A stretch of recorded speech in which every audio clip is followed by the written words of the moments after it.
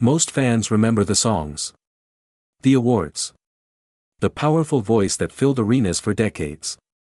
But there is one night in 1991 that quietly changed everything for Reba Mcentire. A night when success, fame, and routine collided with something no performer ever prepares for.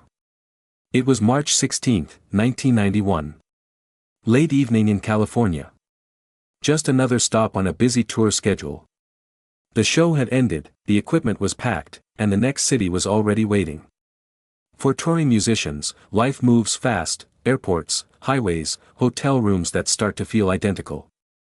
After hundreds of shows, everything becomes routine. That night, members of Reba's band boarded a small charter jet leaving Brownfield Airport near San Diego. The plan was simple: fly ahead to the next show. Just another overnight trip, something they had done countless times before.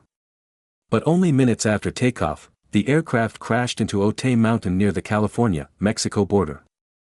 There were 10 people on board. 2 pilots. 8 members of Reba Mcentire's band. No one survived. Reba wasn't on the plane. She had stayed at the hotel that night to rest her voice. A tiny decision. The kind people make without thinking twice. But sometimes the smallest choices quietly divide a life into 2 chapters, before and after. When the news reached the hotel, the reaction wasn't dramatic at first. Shock rarely is. People expect screams, tears, chaos.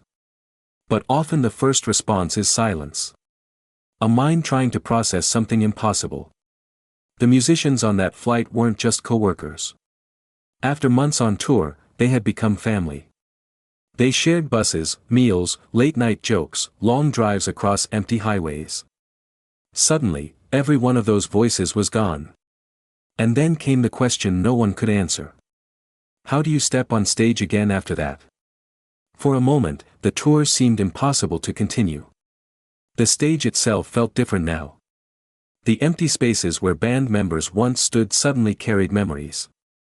But after days of grief and conversations with the families of those lost, Reba made a decision that surprised many people. She would keep performing. Not because the industry expected it. Not because contracts demanded it. But because the musicians who died had spent their lives doing exactly that, playing music for the audience. When she finally returned to the stage in 1991, the atmosphere was unlike any concert before. Thousands of fans stood quietly as she walked to the microphone. The applause that followed wasn't wild or celebratory. It was respectful. Protective. Almost like the crowd understood the weight she was carrying.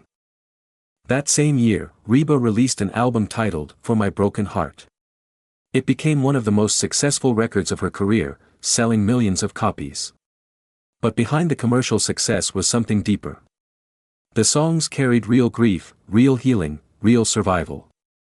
Over the decades that followed, Reba Mcentire continued to dominate country music. Hit records. Sold-out tours. Even a successful television show called Reba. Yet the events of March 16, 1991 never disappeared from her story. Some memories don't fade. They travel with you, from stage to stage, city to city, quiet reminders of the people who helped build your life. And perhaps that is the real reason audiences still connect with Reba Mcentire today.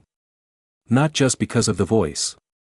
But because she proved something far more powerful. Even after unimaginable loss, you can still find the strength to keep singing.